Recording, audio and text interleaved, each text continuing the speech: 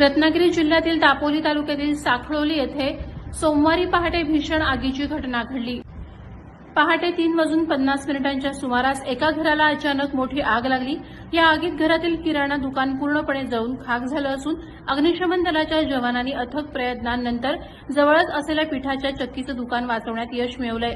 पहाटेच्या वेळी लागलेल्या या आगीनं रौद्र रूप धारण केलं होतं। घटनेची माहिती मिळताच खेड नगर परिषद आणि दापोली नगरपंचायतीच्या अग्निशमन दलानं तातडीनं घटनास्थळी धाव घेतली। घरामध्ये 4 गॅस सिलेंडर, त्यातील 2 भरलेले आणि 2 रिकामे होते, जे जवानांनी जीवाची बाजी लावून सुरक्षितरित्या बाहेर काढले, ज्यामुळे मोठा अनर्थ टळला।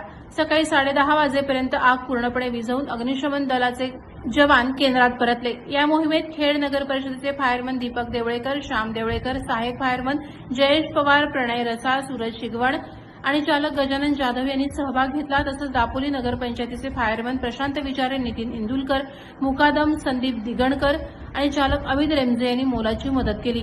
घटनेच्या वेळी दापोली पोलीस ठाण्याचे पोलीस कर्मचारी प्रकाश मोरे आणि त्यांचे सहकारी सुरक्षिततेसाठी उपस्थित होते। आगीचं नेमकं कारण अद्याप समजू शकलेलं नाही। प्रहार डिजिटलसाठी राकेश कोळी, दापोली।